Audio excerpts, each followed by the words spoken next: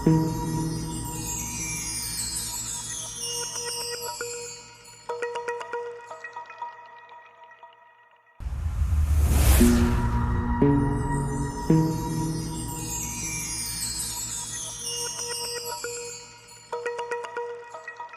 बंद कर परमेश्वर के ओर देखेंगे। எங்கள் அன்பின் பரலோக பிதாவே நம்முடைய குமாரனாகிய இயேசுவின் நாமத்திலே நம்முடைய சமத்திலே வந்திருக்கிறோம். हे मेरे प्यारे परमेश्वर, तुम्हारे पुत्र के नाम पर हम यहाँ पर आए हैं प्रभु। அருமையான நம்முடைய தேவ பிரசன்னத்திற்காக நாங்கள் நன்றி செலுத்துகிறோம். आपकी प्रसन्नता के लिए हम तुम्हें धन्यवाद देते हैं प्रभु। இந்த மாலை பொழுதிலே ஆண்டவரே நம்முடைய சமூகத்திலே எங்களை கூட்டி சேர்த்து மகாபெரிய கிருபை தயவுக்காக நமக்கு நன்றி செலுத்துகிறோம். इस शाम के समय पर हमें यहाँ पर इकट्ठा किया, इसलिए तुम्हें धन्यवाद देते हैं प्रभु। ஆண்டவரே நீர் எங்கள் மத்தியிலே நீர் வாசமாய் இருக்கிறபடினாலே உமக்கு நாங்கள் கோடி நன்றிகளை ஸ்தோத்திரங்களை நாங்கள் ஏறெடுக்கிறோம். प्रभु तो हमारे बीच में उपस्थित है, इसलिए तुम्हें धन्यवाद देते हैं प्रभु। ஒரு நோக்கத்தோடு கூட ஆண்டவரே இந்த நேரத்திலே நீர் சிறு கூட்டமாய் எங்களை நீர் கூட்டி சேர்த்திருக்கிறபடினாலே நாங்கள் நன்றியோடு உம்மை ஸ்தோத்திரிக்கிறோம். तुम्हारी इच्छा के अनुसार यहाँ पर हमें इकट्ठा किया है, इसलिए तुम्हें धन्यवाद देते हैं। இந்த இந்திய ஆராதனை ஆண்டவரே தகப்பனே நீ மட்டுமாய் நீர் ஆசீர்வதித்து வருகிறதுக்காக நாங்கள் நன்றி செலுத்துகிறோம். इस इंदिया आराधना को तो अभी तक आशीष कर आया है, इसलिए तुम्हें धन्यवाद देते हैं। இன்னும் ஆண்டவரே இந்த ஊழியத்தை இன்னும் அதிகமாய் ஆண்டவரே எல்லைகளை நீர் விஸ்தாரமாக்கும்படியாக உம்மை சமத்து நாங்கள் ஜெபிக்கிறோம். और भी इस सेवा को तू बढ़ा परमेश्वर, तेरे हाथ में हम देते हैं। இந்த நாளிலே ஆண்டவரே நாங்கள் பாடப்போகிற பாடல்கள் துதி ஆராதனை ஆண்டவரே தகப்பனே எல்லாவற்றையும் நீர் சுகந்த வாசனையாய் ஆண்டவரே நீர் ஏற்றுக்கொள்ளும்படியாக நாங்கள் ஜெபிக்கிறோம். इस दिनों पे गाने वाले हर एक गीत और तेरी आराधना तेरे लिए तेरे सम्मुख में एक अच्छी सुगंध हो प्रभु। எங்கள் குற்றங்குறைகள் எல்லாம் தயவாய் நீர் மன்னித்து ஆண்டவரே எங்களை பரிசுத்தப்படுத்தும்படியாக உம்முடைய சமூகத்திலே எங்களை நாங்கள் அர்ப்பணிக்கிறோம். हमारी सारी कमियों को तो परमेश्वर तू माफ कर दे प्रभु। ஆண்டவரே விசேஷமா ஆண்டவரே தகப்பனே எங்களுக்கு என்று நீர் வைத்திருக்கிற பரலோக மன்னாவுக்காக நாங்கள் உங்களுக்கு நன்றி செலுத்துகிறோம் ஆண்டவரே. विशेष रीति से स्वर्ग से रखा हुआ मन्ना के लिए तुम्हें धन्यवाद देते हैं प्रभु। விசேஷித்த ஆண்டவரே நம்முடைய தேவதாசனுக்காக நாங்கள் நன்றி செலுத்துகிறோம். हमारे बीच में आने वाले भाई के लिए हम तुम्हें धन्यवाद देते हैं। ஒரு நல்ல சுகத்தை ஆரோக்கியத்தை கொடுத்து ஆண்டவரே தகப்பனே நீர் எங்களுக்கு வைத்திருக்கிற வார்த்தை ஆண்டவரே நாங்கள் கேட்க கர்த்தர் எங்களுக்கு கிருபை அளிக்கும்படியாக நாங்கள் ஜெபிக்கிறோம். अच्छे बल देकर प्रभु परमेश्वर तेरी वचन सुनने के लिए हमें अनुग्रह कर। ஆராதனை எடுக்கிற பிள்ளைகள் ஆண்டவரே விசை மீட்டுகிற பிள்ளைகள் பாடுகிற எல்லாருக்காகவும் நாங்கள் நன்றி செலுத்துகிறோம். கர்த்ததாமே அவர்களை விசேஷித்த நம்முடைய வல்லமையினாலே நிரப்பும்படியாக நாங்கள் ஜெபிக்கிறோம். स्तुति और आराधना में चलाने वाले लोगों को और परमेश्वर इंस्ट्रूमेंट बजाने वाले हर एक बच्चे को तेरे हाथ पर हम सौंपते हैं प्रभु। ஆரம்பம் முதல் இறுதி வரையிலே நம்முடைய மகிமையின் பிரசன்னம் எங்களோடு இருந்து எங்களை நடத்தும்படியாக சந்திர நாங்கள் ஜெபிக்கிறோம். आरंभ से अंत तक प्रभु परमेश्वर तू ही हमें चला प्रभु। துதி கன மகிமை எல்லாம் முக்கிய நாங்கள் ஏறெடுக்கிறோம். स्तुति और आदर तो हमारे तो तेरे नाम से हम मांगते हैं प्रभु। மீட்பர் இயேசு நாமத்திலே கேட்கிறோம் ஜீவனுள்ள நல்ல பிதாவே. यीशु मसीह के नाम से मांगते हैं अच्छे पिता, आमीन आमीन। हालेलुया, जोर से कहेंगे हालेलुया। इस समय हम प्रभु परमेश्वर की नाम की हम महिमा करने वाले हैं, जो कहता है कि हम आनंद है முதலாவது பாடல் நான் ரொம்ப சந்தோஷமா இருக்கிறேன் என்கிற ஒரு பாடல், இந்தி பாடல், நமக்கு நல்லா தெரிஞ்ச பாடல். நான் மகிழ்ந்து இருக்கிறேன் என்று சொல்லி பெர்க்மான் ஐயா பாடின பாடலை நம்ம ஹிந்தியிலே நம்ம பாடுவோம். धन्यवाद प्रभु, हालेलुया। हम सबको परमेश्वर के अनमोल नाम से स्वागत करते हैं। फिर से हिंदी सर्विस में मुलाकात करने के लिए हम आनंदित हैं। ये आराधना, ये स्तुति, ये महिमा सिर्फ हमारे प्रभु के लिए। आमीन, हालेलुया। आराधना से पहले थोड़ी देर हम प्रार्थना में वक्त बिताएं। हे परमेश्वर पिता, आपको धन्यवाद देते हैं। आपके प्यार के लिए हम धन्यवाद देते हैं। आपकी अनुग्रह के लिए हम धन्यवाद देते हैं। आप ही राजाओं के राजा हो, आप ही हमारे सर्वस्व हो। हम अपना जीवन आपके हाथों में सौंपते हैं। आप हमारे जीवन में जो कुछ भी करना चाहते हैं वो केवल आपको ही अलाउ करते हैं। आपकी ही योजनाएं हमारे जीवन में पूरी हो। आमीन। क्या हम कुछ देर अभी आराधना में वक्त बिताएं? क्या हम खड़े होकर परमेश्वर की स्तुति करें? हे प्रभु परमेश्वर अब यहाँ पर उपस्थित है। हम उपस्थिति को धन्यवाद देते हुए कहे, हे प्रभु आप निरंतर हमारे जीवन में काम करते रहते हैं। आपने कितने अच्छे काम हमारे जीवन में किए हैं, कितने लोगों के जीवन में आपने जो भी समस्या है सबको आपने सफल किए हैं। Yes Lord, thank you Lord. परमेश्वर ने बहुत लोगों के यहाँ के जीवन में उद्धार किया है। क्या हम उसे धन्यवाद कहेंगे? इतना ही नहीं, पर हमने बाइबल में देखा है, लूका 17वां अध्याय में हमने देखा है कि 10 कोढ़ी थे, परमेश्वर ने सभी को चंगा किया, पर इसमें सभी को अच्छा किया, लेकिन सिर्फ एक कोढ़ी वापस आया। बाकी के 9 याजक कहाँ गए? वो वापस नहीं आए। सिर्फ एक ही याजक वापस आया धन्यवाद करने के लिए। परमेश्वर आज हमसे यही पूछ रहा है, क्या हम उन एक याजक में से या 9 याजकों में से हैं? परमेश्वर हमसे यही देखता है कि हम स्तुति करने आए हैं कि नहीं, या हम सिर्फ उसका मुंह, हम एक दूसरे के मुंह देखने के लिए यहाँ पे आए। परमेश्वर यही चाहते हैं कि हम चुप ना बैठे, हम उसकी स्तुति करने के लिए आज कलेशिया में खड़े हैं। क्या हम लोग सभी लोग हाथ उठाकर उन परमेश्वर से कहे कि हाँ परमेश्वर, हम चुप नहीं बैठने वाले, हम वो एक याजक है, हम वो 9 याजक नहीं है जिसने धन्यवाद नहीं दिया है। हम लोग, कितने लोग यहाँ पे परमेश्वर की गवाही देने आए हैं? कितने लोग यहाँ पे परमेश्वर की उद्धार को धन्यवाद देने आए हैं? क्या हम उन 9 याजकों की तरह न रहे और एक याजक की तरह हम आज परमेश्वर की स्तुति करें? परमेश्वर देख रहे हैं, शैतान भी देख रहा है, शैतान भी खुश हो रहा है जब हम गवाही नहीं देते, जब हम स्तुति नहीं करते, जब हम आराधना नहीं करते। क्या हमारा परमेश्वर खुश होगा? नहीं। इसलिए हमारी लाइफ भी, हमारी जीवन में गवाही होनी चाहिए, हमारी जीवन में परमेश्वर की गवाही से भरी होनी चाहिए। क्या हम आसपास के लोगों से हाथ मिलाकर कहें परमेश्वर हमारे साथ है, परमेश्वर हमारे बीच है, परमेश्वर हमारे यहाँ उपस्थित है। वही है जो हमारे जीवन में परिवर्तन लाएगा, वही है जो हमारे जीवन को सफल करेगा। परमेश्वर हम में जीवित है, वो एक जिंदा परमेश्वर है। मौत के क्रूस से उसके द्वारा उसने हमारे पापों को क्षमा करने के लिए वो इस हमारी जिंदगी में आए हैं। Yes, thank you Lord, thank you Lord, धन्यवाद प्रभु। शैतान को हराने के लिए वो हमारे जीवन में आए, वो हमें अधिकार देने के लिए आए हैं। क्या हम ताली बजाकर सब मिलकर ये गीत गाए, मुक्ति का नायक है वो।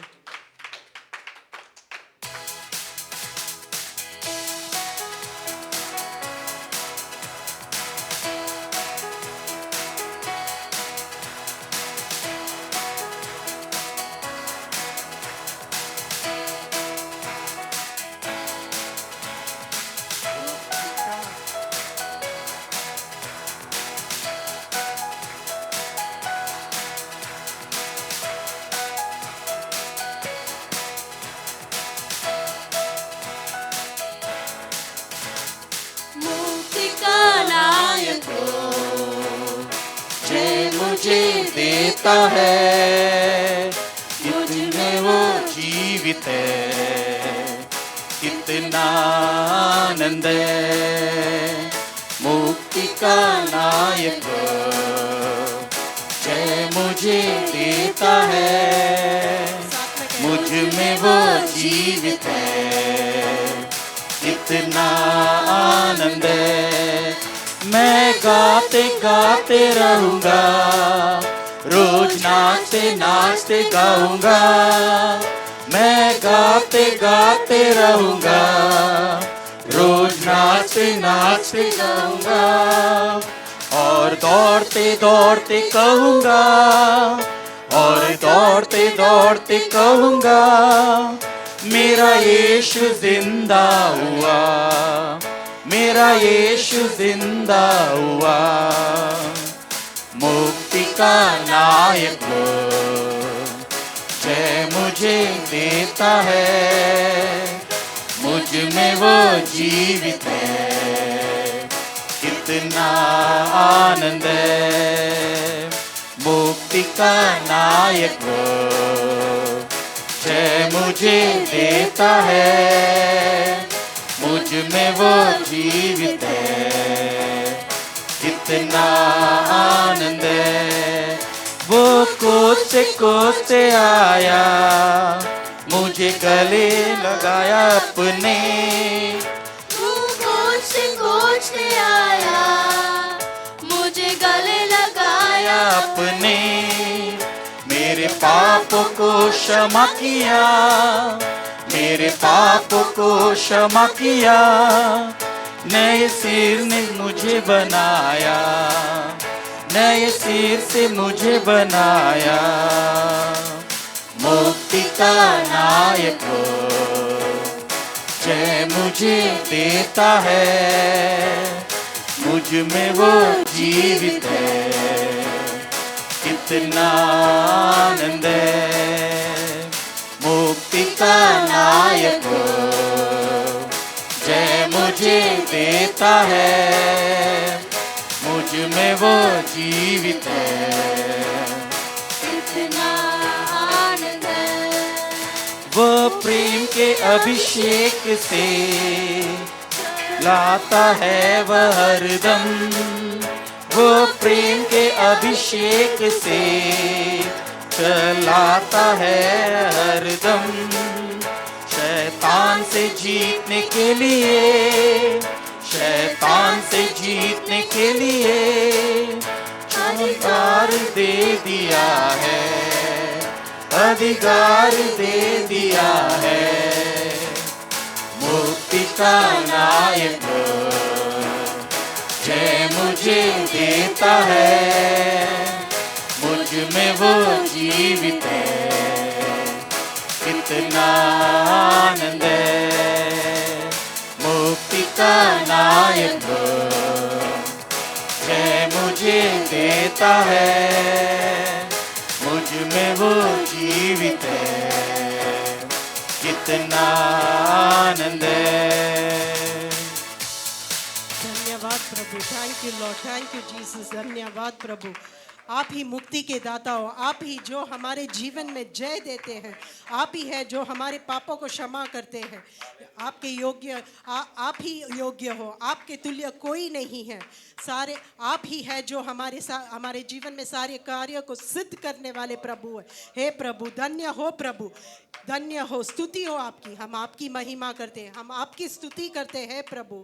हम आपकी आराधना करते हैं। हम मिलकर कहते हैं कि ये जीवन मेरा नहीं है, इसमें सिर्फ आपका ही बस है प्रभु। केवल इसमें सिर्फ आपका ही राज्य है, सिर्फ आपकी ही मर्जी है।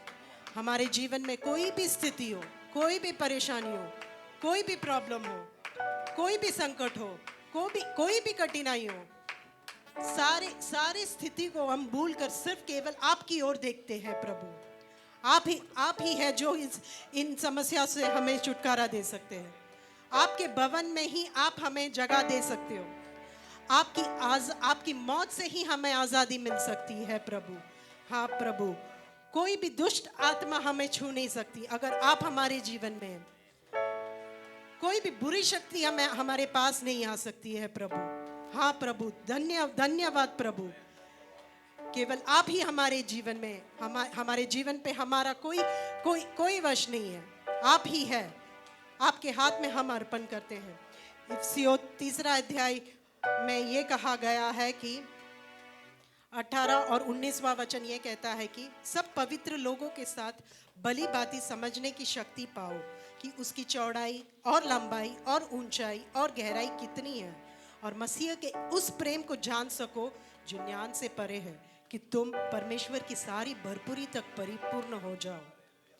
हे परमेश्वर, आपका प्यार अपरंपार है, आपका प्यार अत्यंत है, आपका प्यार नेवर एंडिंग है, एवरलास्टिंग है प्रभु। आपने अपने आप को खाली किया है, अपने आप को खाली कर कर हमारे लिए, सारी महिमा को छोड़कर आप हमारे धरती पर आए हमारे लिए। धन्य हो प्रभु, हम केवल आपको ही मानते हैं। इतना ही नहीं, आसमान में सारा सिंहासन आपका है, लेकिन फिर भी आप वो छोड़कर हमारे लिए हमारे पास आए, इस धरती पर हमारे पास आए। आपके समान कोई नहीं है, आप एक ही हो, आप काफी है हमारे लिए। All glory to you. आप कभी बदलते नहीं हो प्रभु। हम जैसे भी हो, हम किसी के योग्य नहीं है तो भी आप हमारे लिए हमारे पास आए, सदा समान हो। आपका प्यार का कोई तुल्य नहीं। आपका प्यार सागर से गहरा है, पर्वत से ऊंचा, तारों से भी ज्यादा है। यह हम मानते हैं प्रभु, यह हम विश्वास करते हैं। क्या हम इस विश्वास को शब्दों में कहें? हे प्रभु, हम आपसे वैसे ही प्रेम करना चाहते हैं जैसे आप हमसे करते हैं। इस प्रेम, इस अद्भुत प्यार को क्या हम ताली बजाएं? क्या हम साथ में मिलकर ताली बजाकर परमेश्वर से कहे कि हाँ, धन्यवाद प्रभु उस प्रेम के लिए, धन्यवाद प्रभु। क्या हम मिलकर कहें, हे प्रभु, घुटने से ऊंचा, कमर से भी ज्यादा हम आप में ही रहना चाहते हैं। क्या हम मिलकर कहें, आपकी प्रेम की ऊंचाई को जानना चाहते हैं, आपकी प्रेम की गहराई को हम जानना चाहते हैं, आपकी प्रेम की चौड़ाई को हम जानना चाहते हैं। यही हमारी ख्वाहिश है और इसमें सिर्फ केवल आप ही प्रकट हो सकते हैं। केवल आप ही उसे हमें जनाने के लिए आ सकते हैं। हालेलुया प्रभु, आपके प्रेम का कोई तुल्य नहीं है। केवल आपके ही आराधना करते हुए, परमेश्वर का नाम ऊंचा उठाते हुए हम ये गाना गाते हैं, हे यीशु दाता।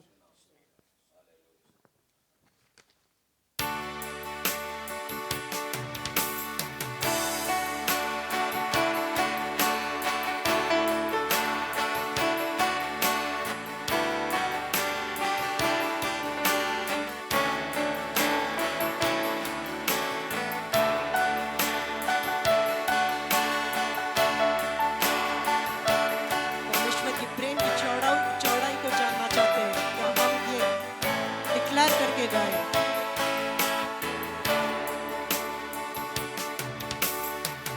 है यीशु दाता मेरे खुदा, करता हूँ स्तुति आराधना। है यीशु दाता मेरे खुदा, करता हूँ स्तुति आराधना। घुटनों से ऊंचा, कमर से भी ज्यादा, तुझ में डूबूं यही ख्वाहिश मेरी। घुटनों से ऊंचा, कमर से भी ज्यादा, तुझ में डूबूं यही ख्वाहिश मेरी। प्रेम की ऊंचाई को चौड़ाई और तेरे गहराई को प्रेम की ऊंचाई को, चौड़ाई और गहराई को जानूं प्रभु, बस यही ख्वाहिश मेरी। तेरे प्रेम की ऊंचाई को, चौड़ाई और गहराई को जानूं प्रभु, बस यही ख्वाहिश मेरी। घुटनों से ऊंचा, कमर से भी ज्यादा, तुझ में डूबूं यही ख्वाहिश मेरी। घुटनों से ऊंचा, कमर से भी ज्यादा, तुझ में डूबूं यही ख्वाहिश मेरी। अपनी आग से भर मुझे, अपनी शक्ति से भर मुझे, अपने जीवन से भर मुझे तेरे काम के लिए। अपनी आग से भर मुझे, अपनी शक्ति से भर मुझे, अपनी जीवन से भर मुझे तेरे काम के लिए। घुटनों से ऊंचा, कमर से भी ज्यादा, तुझ में डूबूं यही ख्वाहिश मेरी। घुटनों से ऊंचा, कमर से भी ज्यादा, तुझ में डूबूं यही ख्वाहिश मेरी। प्रभु तेरा प्रेम तेरे समान रहता सदा एक समान, हर हाल में वो कभी बदलता नहीं। प्रभु तेरा प्रेम तेरे समान रहता सदा एक समान, हर हाल में वो कभी बदलता नहीं। घुटनों से ऊंचा, हाथ उठाकर कमर से भी ज्यादा, मुझ में डूबूं यही ख्वाहिश मेरी। घुटनों से ऊंचा, कमर से भी ज्यादा, तुझ में डूबूं यही ख्वाहिश मेरी।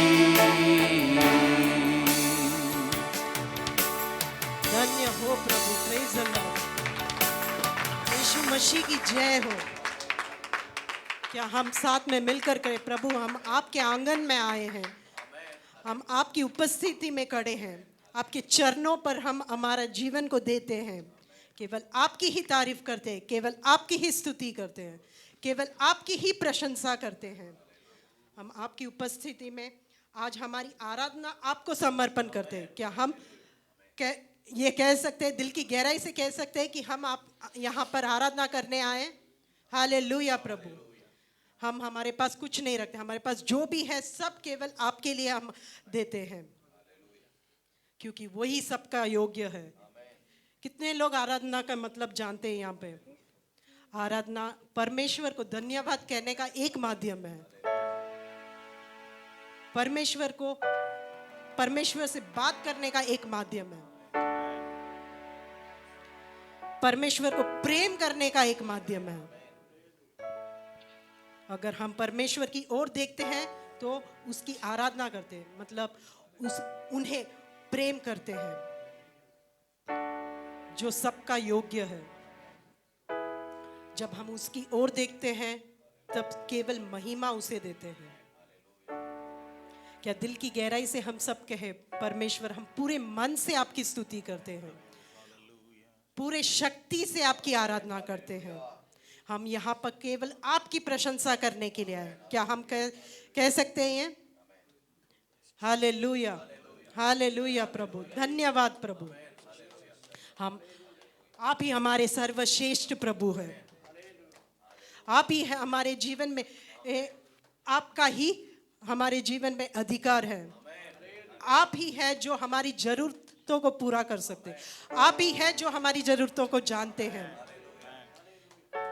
हमारे जीवन में केवल आप ही काफी है और कोई नहीं चाहिए, क्योंकि हम आप पर ही भरोसा करते हैं प्रभु, आप पर ही विश्वास करते हैं। 2 कुरिन्थियों 12वां अध्याय 9वां वचन ये कहता है, मेरा अनुग्रह तेरे लिए बहुत है, मेरी सामर्थ निर्भरता में सिद्ध होती है। धन्यवाद हम उस सामर्थ के लिए, धन्यवाद उस अनुग्रह के लिए जो आपने हमारे जीवन में दिए है प्रभु। धन्यवाद देते हैं। हे परमेश्वर, आप ही हमारे भरोसा हो, आप ही हमारे सहारा हो, आप ही हमारे विश्वास हो। हमें किसी के पास जाने की जरूरत नहीं है प्रभु, क्योंकि हम आप में ही सब कुछ पाते हैं, आपके वचन में ही सब कुछ पाते हैं, आपकी उपस्थिति में ही सब कुछ पाते हैं। धन्यवाद प्रभु, आप हमसे अत्यंत प्रेम करते, हम जानते हैं। हमें भी सिखाए कि हम भी आपसे उतना ही प्रेम करें जैसे आप हमसे करते हैं। हे परमेश्वर, सारी अच्छाइयाँ जो आपने हमारे जीवन में किए हैं उसकी हम आभार व्यक्त करते हैं, उसका हम उद्धार व्यक्त करते हैं। हे प्रभु, क्रूस के मौत के द्वारा हमारी पापों को क्षमा करने के लिए आप यहाँ पर आए, आप हमारे जीवन में एक आशा बनकर आए। धन्यवाद प्रभु, हम केवल आपकी ही स्तुति करते हैं, आपको ही मानते हैं। क्या हम हाथ उठाकर आपकी महिमा करते हुए, सारी आदर महिमा और स्तुति सिर्फ उसी के लिए। हे प्रभु, और जो भी आराधना, हम आंखें बंद करके क्या हम ये गीत गाए, यीशु मसीह तू ही हमारा सहारा है, तू ही हमारा विश्वास है, तू ही हमारा दिलासा है। दिल की गहराई से गाइए ये गाना। यीशु मसीह, यीशु मसीह भरोसा मेरा, तू ही सहारा है मेरा, मुश्किल समय में तू ही दिलासा, साथ रहेगा तू सदा। करुणा भलाई तेरी सदा रहेगी मुझ पर, तेरी विश्वास योग्यता देखूंगा मैं उम्र भर। मैं कर गाऊंगा, यीशु तेरा नाम रहे ऊंचा। मैं हाथ उठाकर गाऊंगा, यीशु तेरा नाम रहे ऊंचा। मौत से है बचाया तूने, जीवन नया है दे दिया। नाम लेकर पुकारा मुझे, महिमा से मुझको भर दिया। करुणा भलाई तेरी सदा रहेगी मुझ पर, तेरी विश्वास योग्यता देखूंगा मैं उम्र भर। मैं हाथ उठाकर गाऊंगा, यीशु तेरा नाम रहे ऊंचा।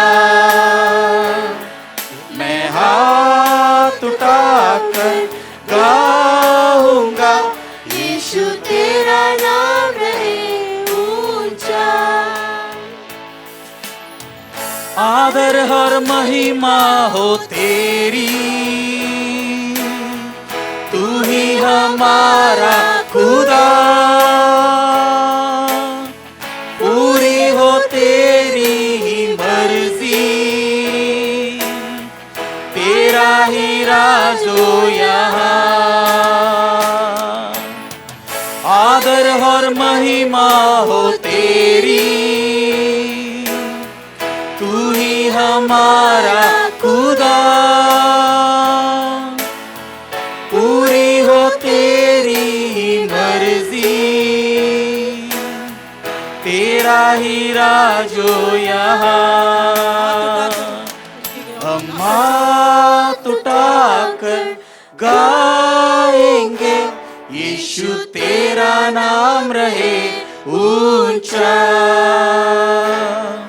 हम हाथ उठाकर गाएंगे, यीशु तेरा नाम रहे ऊंचा।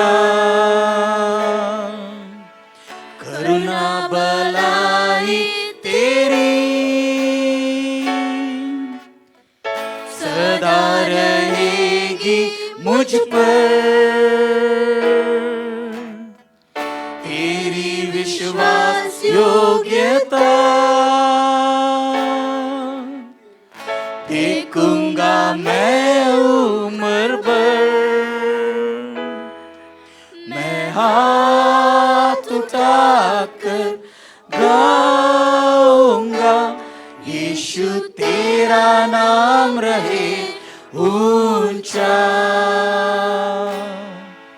मैं हाथ उठाकर गाऊंगा, यीशु तेरा नाम रहे ऊंचा। यीशु तेरा नाम रहे ऊंचा। धन्यवाद प्रभु यीशु, आपका ही नाम ऊंचा रहे हर जगत में, आपका ही राज्य हो। Thank you Lord, thank you Lord, thank you for everything. सब चीज़ों के लिए हम आपसे आभार व्यक्त करते हैं।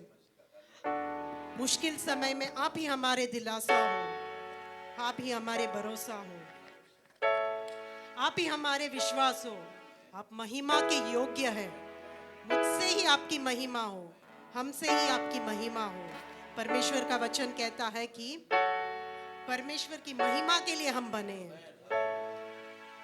We have been created for His glory. Everything on this earth that has breath is been created for His glory. Even the heavens, even the angels declare the glory of God. हम जो उसकी सृष्टि में बने हैं, हम जो उसके स्वरूप में बने हैं, परमेश्वर यही कहना चाहते हैं कि उसकी महिमा दिखे। ये आराधना जो हम इतने देर तक हमने किए हैं, वो सारी सिर्फ महिमा परमेश्वर के लिए। सारी आदर महिमा यीशु मसीह के नाम से, आमीन।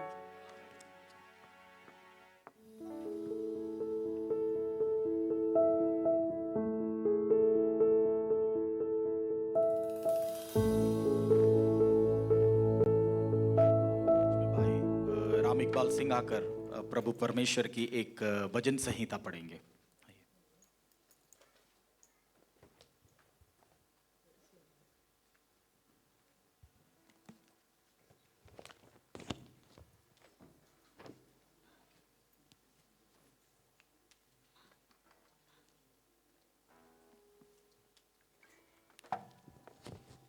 हे यहोवा భజన్ సంహిత 23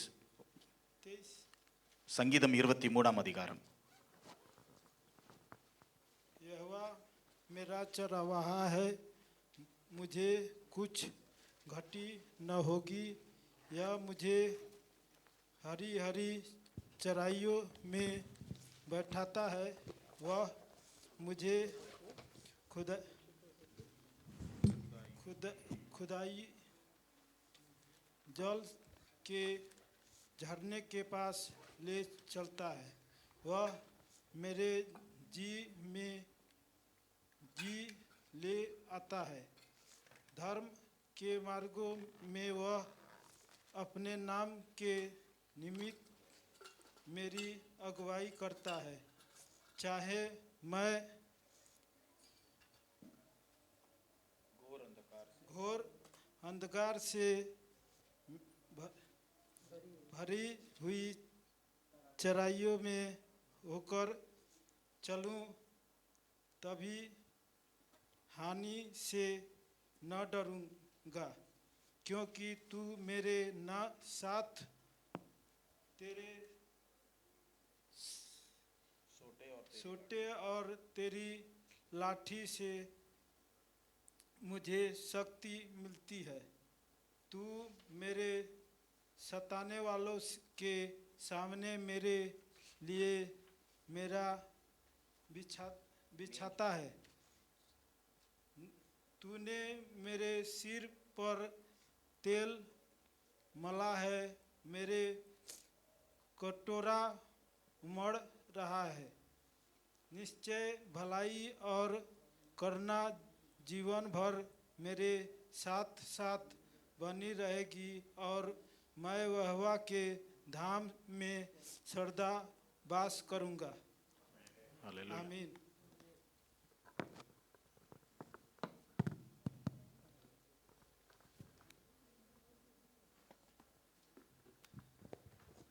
హల్లెలూయా हालेलुया। దేవునికి మహిమ ఉండావதாக परमेश्वर की नाम की महिमा होने दो। இந்த நாளிலும் நம்மோடு கூட தேவ செய்தியை பகிர்ந்து கொள்ளும்படியாக इस समय पर प्रभु परमेश्वर की वचन बांटने के लिए இந்திய தேசத்திலிருந்து நமக்கு அறிந்த தேவ ஊழியர் भारत से इंडिया से आए हुए हमारे देवक நம்முடைய pastor reverend doctor Abbas Joseph அவர்கள் நம்ம மத்தியிலே வந்திருக்கிறார்கள்। डॉक्टर अब्बास जोसेफ हमारे बीच में आए हैं। கடந்த வருகிற ஒரு வார காலமாக நம்மோடு கூட இருக்கும்படியாக கர்த்தர் கிருபையாய் நடத்தியிருக்கிறார்। पिछले एक हफ्ते हमारे बीच में रहने के लिए परमेश्वर ने चलाया है। நாளிலும் முதல் முறையாக நம்முடைய இந்திய ஆராதனையிலே வந்து தேவ செய்தி அருளும்படியாக தேவன் கொடுத்த கிருபைக்காக ஸ்தோத்திரிப்போம்। पहली बार हमारे हिंदी आराधना पर आकर परमेश्वर की वचन बांटने आए हैं, इसलिए परमेश्वर को हम धन्यवाद देते हैं। தேவதாசரை கரங்களை தட்டி நாம் உற்சாகமாக வரவேற்கிறோம்। सेवक को अपने आते तालियां बजाकर पुकारेंगे।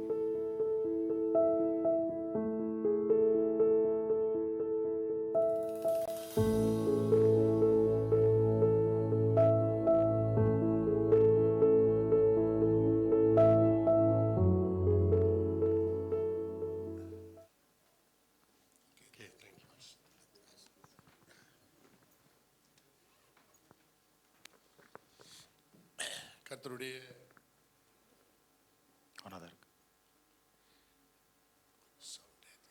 प्रिंस 21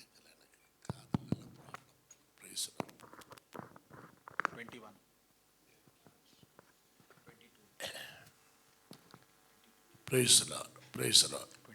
சந்தோஷமுள்ளவர்கள் நம்முடைய கைகளை உயர்த்தி ஹalleluya जो சொல்லலாம்। खुश है अपने आते उठाकर हालेलुया कहेंगे। ஹalleluya हालेलुया। அருமையான எல்ரோய் சபையை மறக்க முடியாத தேவ பிள்ளைகள் பரிசுத்தவான்கள். इस एलरोय की कलीसिया को मैं कभी नहीं भूल सकता हूँ, वैसी कलीसिया है. அருமையான பாஸ்டர் சுரேஷ் அவர்களுடைய உடன் ஊழியம் செய்கிற அருமையான பாஸ்டர் மாசிலாமணி ஐயா மற்றுள்ள தெய்வ பிள்ளைகள் எல்லாரையும் வாழ்த்துகிறேன். पास्टर हमारे पासवान सुरेश और भाई मासिला मनी को मैं परमेश्वर के नाम से धन्यवाद देता हूँ इस समय पर. ஹிந்தி ஆராதனையை ரொம்ப பொறுப்பெடுத்து நடத்துகிற பிரதர் ரூபன் அவரை வாழ்த்துக்கிறேன். हिंदी आराधना चलाने वाले भाई रूबन को भी हम स्वागत करते हैं. எனக்கு ஒரு பெரிய சந்தோஷம் உண்டு. இந்த ஏரியாவை முடிச்சிட்டு நான் அடுத்தது பாம்பேக்கு தான் அடுத்த மீட்டிங், ஃபர்ஸ்ட் மீட்டிங் இந்தியாவுக்கு போகிறேன். அடுத்த ஃப்ளைட் ஏறி போகிறது பாம்பேக்கு தான். இவரும் பாம்பேக்காரர் தான். ஆமென். इस आराधना खत्म होने के बाद पहली बार हम मुंबई के शहर में जाने वाले हैं. அதனால ஹிந்தி மக்கள் மத்தியில் நான் இருக்கிறதுல சந்தோஷிக்கிறேன். इसलिए मैं हिंदी भाइयों के बीच में रहने के लिए मैं बहुत खुश हूँ. ஆமாம். ஸ்ரீலங்கா மீட்டிங் எல்லாம் பொறுப்பெடுக்கிற இன்பா பிரதர், அதுபோல் நம்ம பிரதர் டேனியல், பிரதர் ஜான் எல்லாரும் இயேசுவின் நாமத்தினால் படிக்கிற எல்லாருக்கும் வாழ்த்துக்கள். आए हुए हमारे इनबा ब्रदर भाई डैनियल और भाई जॉन को भी हम धन्यवाद कहते हैं.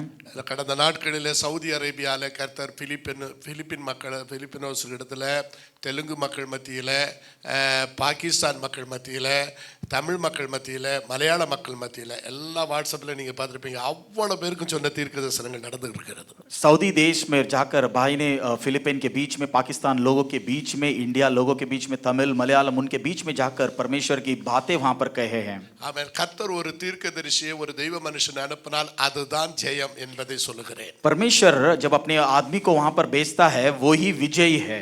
பாஸ்டர் ரகு நம்முடைய ஜீவநதி இதில் அவருக்கு கிராஜுவேஷனுக்கு செரமனிக்கு வர வேண்டியது, பட் அவர் வர முடியாத ஒரு சூழ்நிலை. இன்னைக்கும் கேர் பண்ணார், ஹெல்த் எப்படி இருக்குன்னு விசாரிச்சுக்கிட்டு இருந்தார். जीवन की नदी जो पास्टर है उन्होंने भी उनकी बारे में पूछ रहे थे.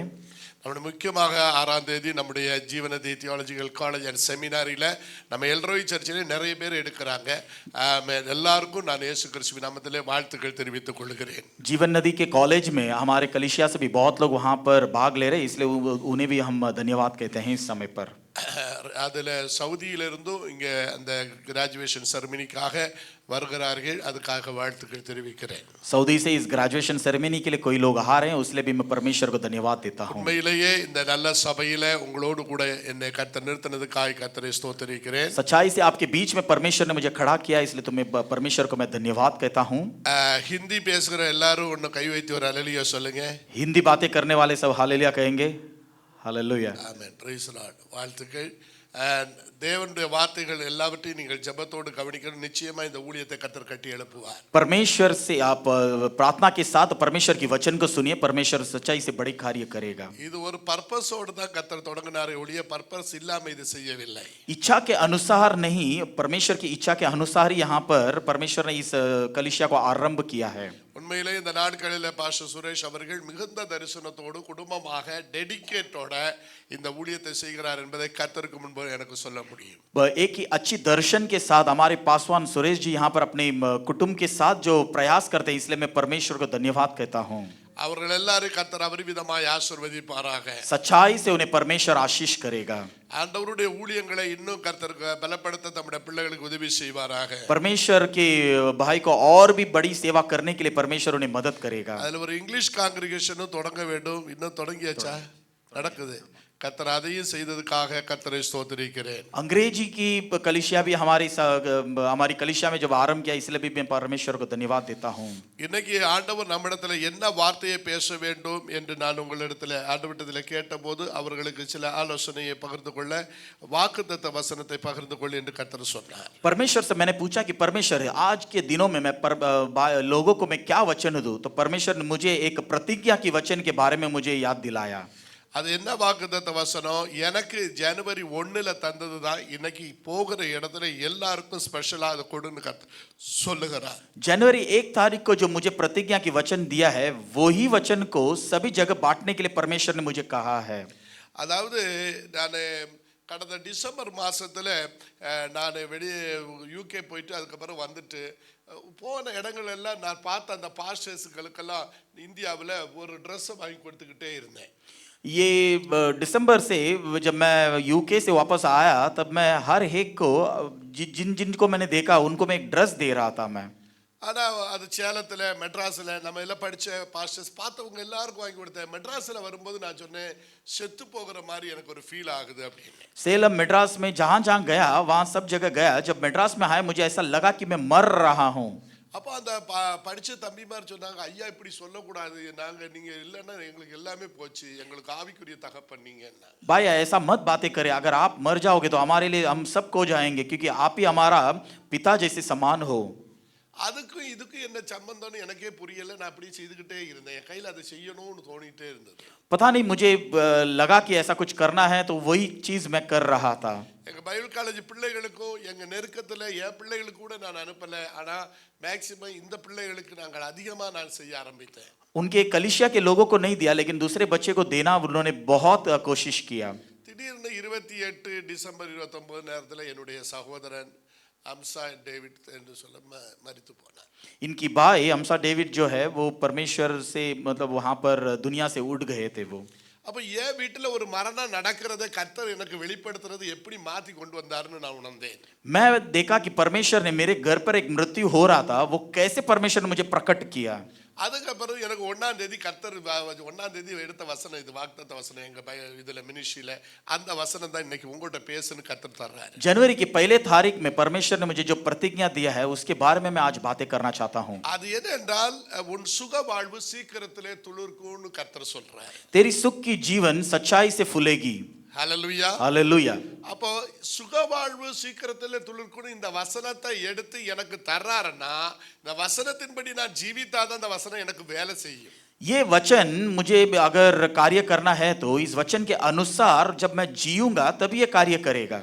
அப்போ நான் என் வாழ்க்கையில் நான் இந்த 1ஆம் தேதி முழுவதும் தீர்மானம் பண்ணேன், ஆண்டவரே நான் என்னென்ன விஷயத்தில் கர்த்தருக்கு முன்பாக நீதியாக செய்யாமல் அல்லது மறந்தோ ஏதாவது என்னுடைய தலைமுறைகளுக்கு கேடாகவோ ஏதாவது செய்துட்டுண்டான்னு நான் கேட்டுட்டு ஜெபிச்சு தான் நான் தேவ சமூகத்தில் வர்றேன். எல்லாரும் முன்னாடி கர்த்தர் இந்த வசனத்தை எனக்கு தந்தார். परमेश्वर से मैं हमेशा मांगता हूं कि इसके अनुसार मुझे जीना है तो मुझे क्या करना है, तब परमेश्वर ने इस वचन को मुझे दिया है. இந்த வசனத்தை நீங்கள் இப்பொழுது இந்த ஹிந்தி ஆராதனையில தியானிக்க போறீர்கள். आज हम इस हिंदी आराधना में हम ध्यान करने वाले हैं. யாருக்கெல்லாம் என்னுடைய சுக வாழ்வு துளிர்க்கணும்னு ஆசை உள்ளவங்க?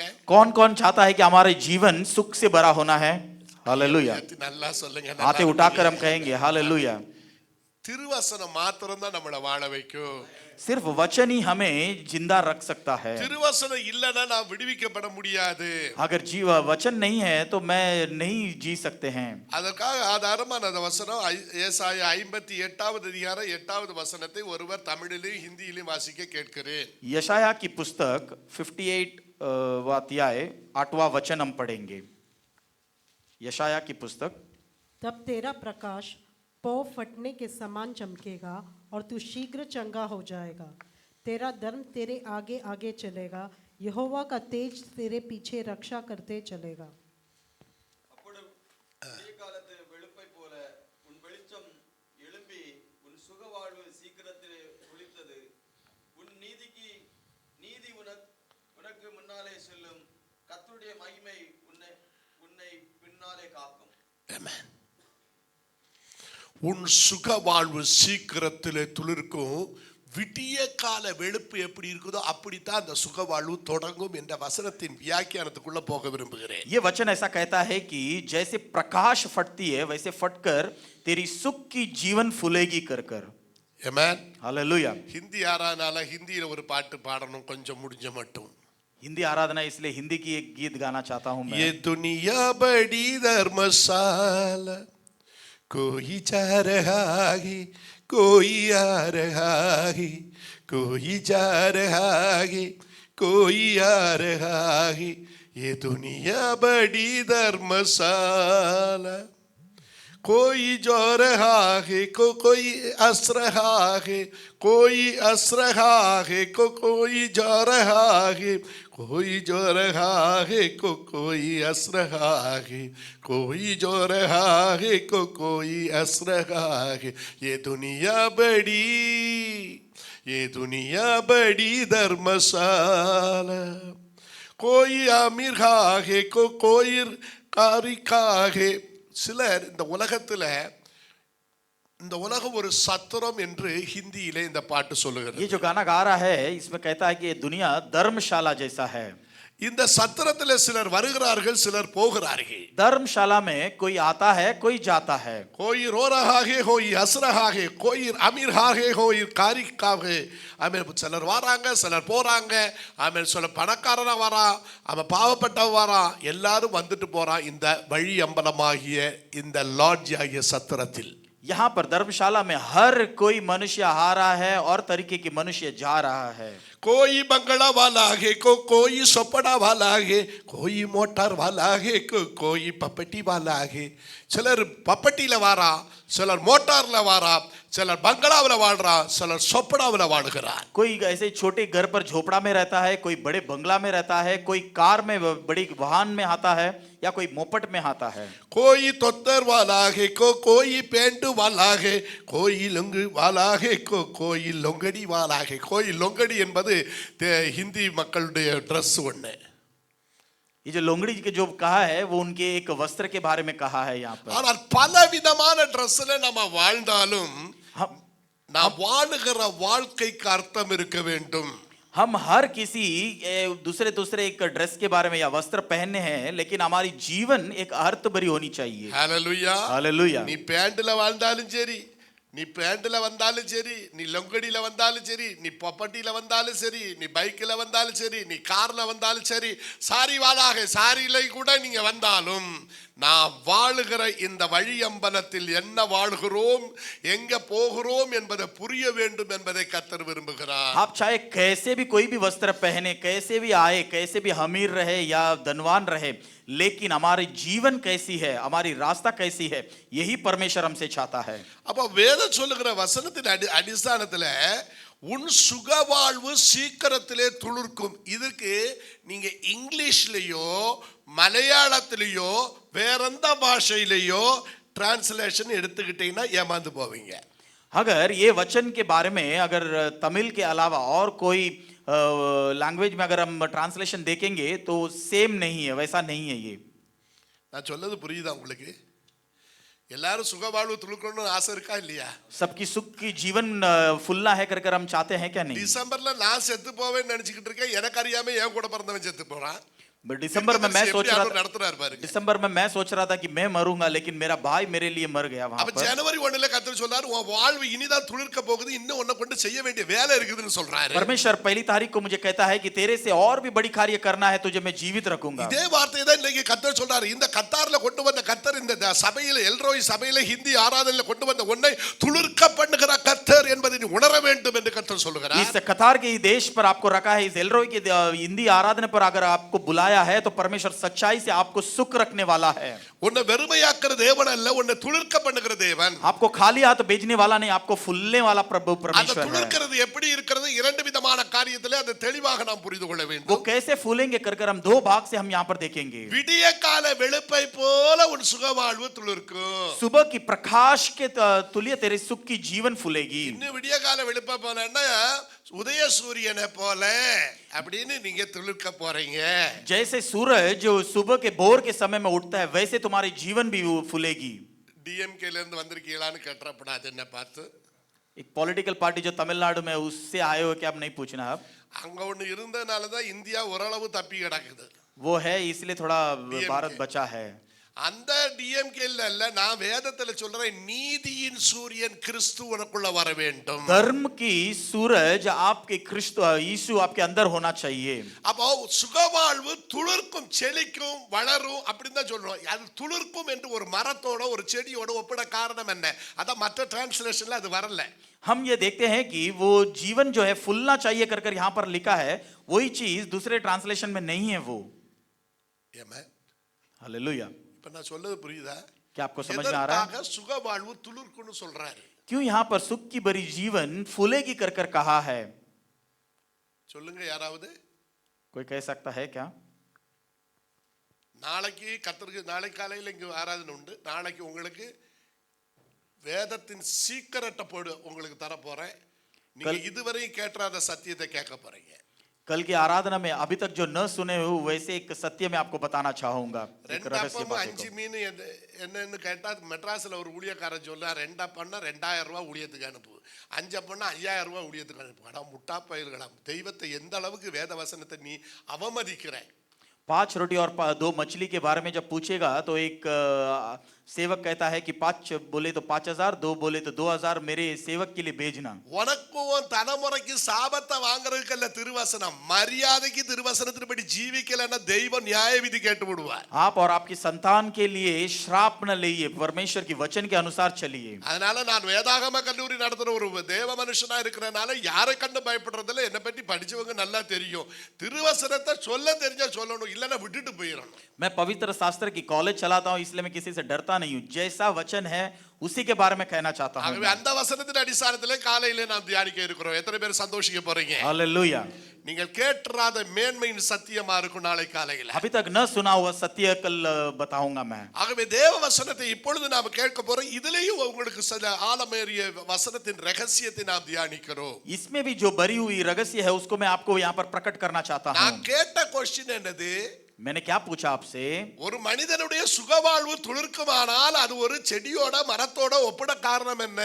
अगर एक मनुष्य का जीवन फूलेगा कर कर कहा है तो एक झाड़ के इसको क्यों उसको सौंपा गया है? யாராவது சொல்லுங்க, நல்லா இருப்பீங்க பிரதர்.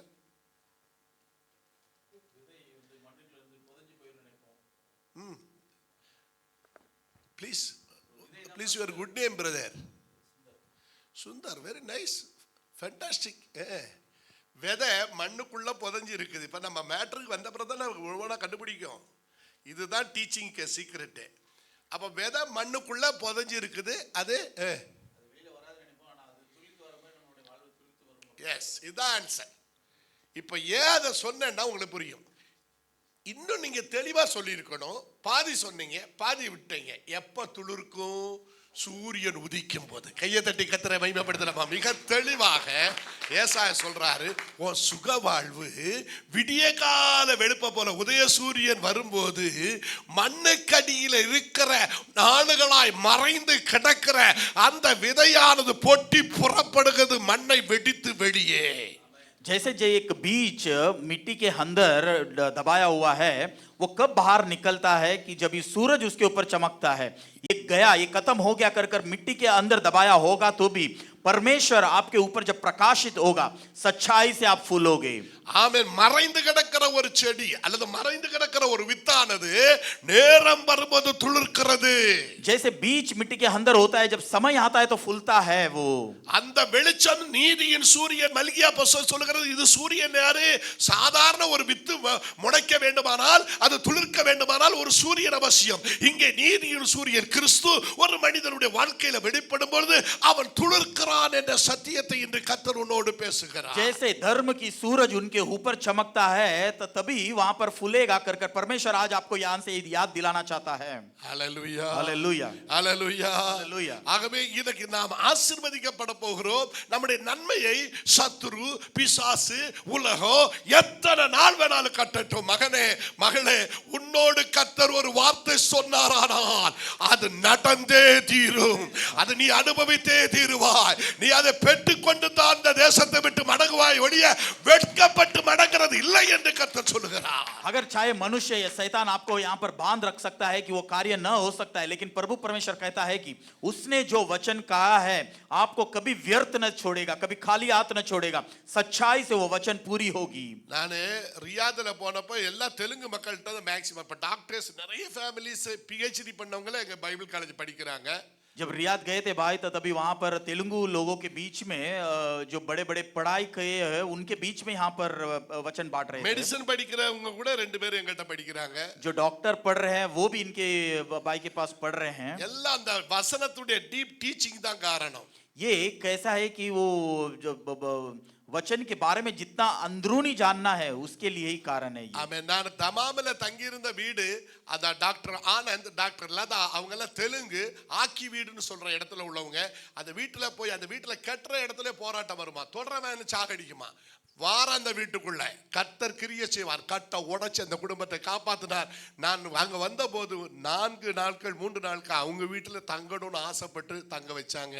ஒரு தேவ மனுஷன் கால் வச்சால் மரண சக்தி வீடு விட்டு மாறும். அவங்க விடுவிக்கப்பட்டதுன்னு அவங்களே அத்தாட்சி.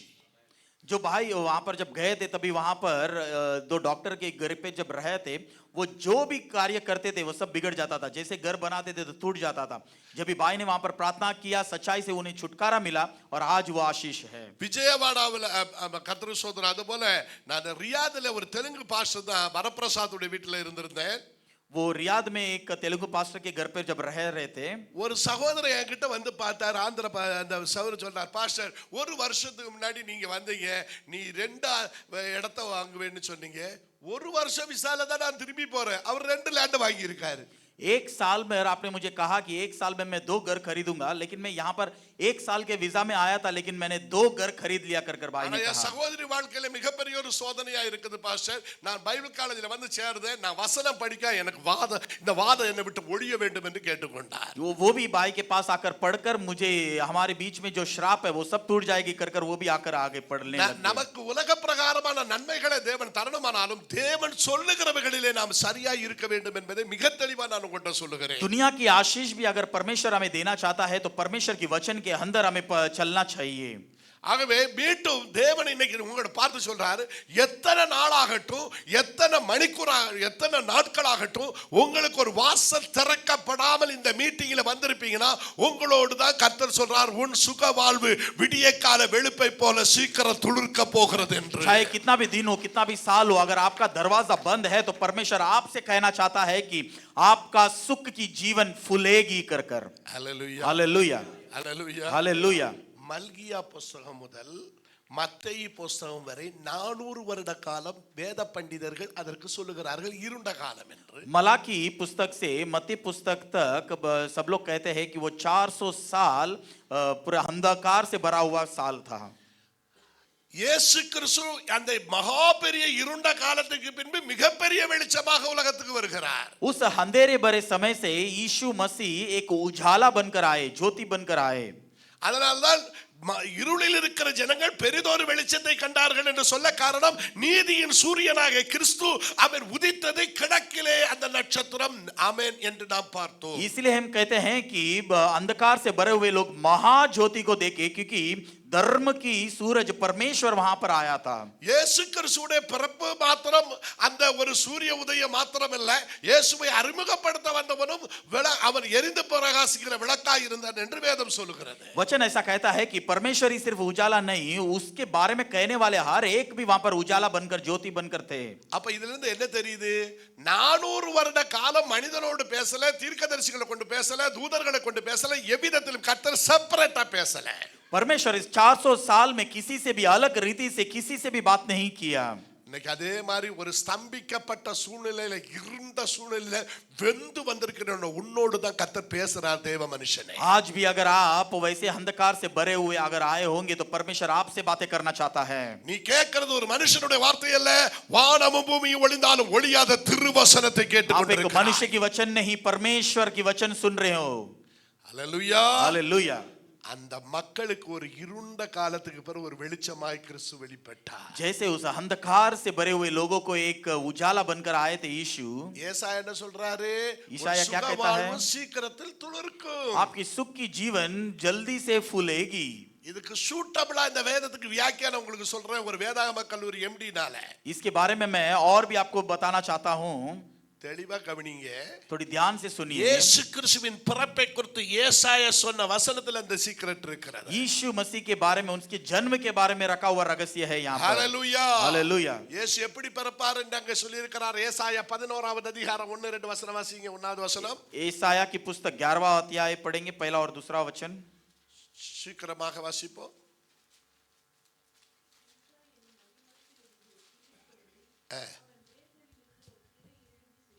யாரோ நல்லா வாசிங்க. எனக்கு நல்ல குளிர்னால காதெல்லாம் ரொம்ப பாதிக்கப்பட்டிருக்குது. அதனால கொஞ்சம் தான் கேட்டுக்கிட்டு இருக்குது. தெளிவா கொஞ்சம் சவுண்டா வாசிக்கலாம். ஈசா என்னும் அடிமரத்திலிருந்து ஒரு துளிர் தோன்றி அவன் வேர்களில் இருந்து ஒரு கிளை எழும்பி செழிக்கும். ஹிந்தியில வாசிங்க. तब ईशे के टूंट में से एक डाली फूट निकलेगी और उसकी जड़ में से एक शाखा निकलकर फलवंत होगी. Amen. புரியுதா உங்களுக்கு என்னதுன்னு? क्या आपको समझ में आ रहा है ये क्या है? ஒரு மரம், एक झाड़, என்ன எல்லாரும் கவனிங்க. यहाँ पर ध्यान दीजिए. ஈசா என்ற அடிமரம்னு அதுக்கு பேரு. ईसाई कर उसकी नाम है. நியாயப்படி இந்த ஈசா என்ற அடிமரத்தின் துளிர் இயேசு கிறிஸ்துவின் பிறப்பை காட்டுகிறது. ईसाई के बारे में जब यहाँ पर टूट के बारे में लिखा है, यीशु मसीह की जन्म के बारे में कहा அது है. தாவீதின் துளிர்னு வந்திருந்தா இன்னும் நல்லா இருந்திருக்கும். அது என்னத்துக்கு தாவீதுக்கு அப்பன் ஈசாவுடைய பேர் அங்க வர காரணம்? वो दाऊद की संतान बोले तो ठीक है, लेकिन उसके पिता के बारे में क्यों कहा है ईसाई? யாராவது சொல்லுங்க. कोई कह सकता है क्या? தாவீதின் குமாரன் தான் எல்லாமே சொல்லும் போது ஈசான்னு அவன் அப்பன் பேர் வருது இந்த இடத்துல. दाऊद के पुत्र कर कहा जाता है, लेकिन यहाँ पर उसके पिता के बाद नाम आ रहा है ईसाई. எதையாவது சொல்லணும். நீங்க நான் எதையாவது சொல்லி நீங்க கேட்டுட்டு அப்புறம் போயிட்டு வாயில வந்து எல்லாம் சொல்லக்கூடாது. கேட்டதை தெளிவா பதில் சொல்லணும், இல்லைன்னா விட மாட்டேன். जो मैं पूछा हूँ आप उसके बारे में कहिए, लेकिन मैं नहीं छोड़ूंगा बिना बताए. मैं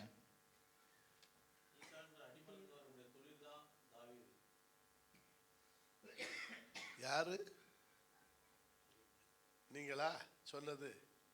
ஈசா என்ற அடிமரத்திலிருந்து வர்ற துளிர் தான் தாவீது. நான் கேட்ட கொஸ்டின் அதல்ல. தாவீதின் அந்த மரம் அப்படின்னு சொல்லிட்டு இயேசு வந்தார்னு சொன்னா ரைட், தாவீது அல்ல அது. ஈசா என்ற அடிமரத்தின் துளிர் இயேசு, தாவீது அல்ல. அப்ப தாவீதின் மரத்திலிருந்து துளிர்ந்து அந்த தாவீதின் குமாரன் ஓசனா, தாவீதின் குமாரன் ஓசனா தான் பல இடங்கள்ல நம்ம இயேசு பிறப்பில் பார்க்கிறோம், அவருடைய ஊழியத்தில் பார்க்கிறோம்.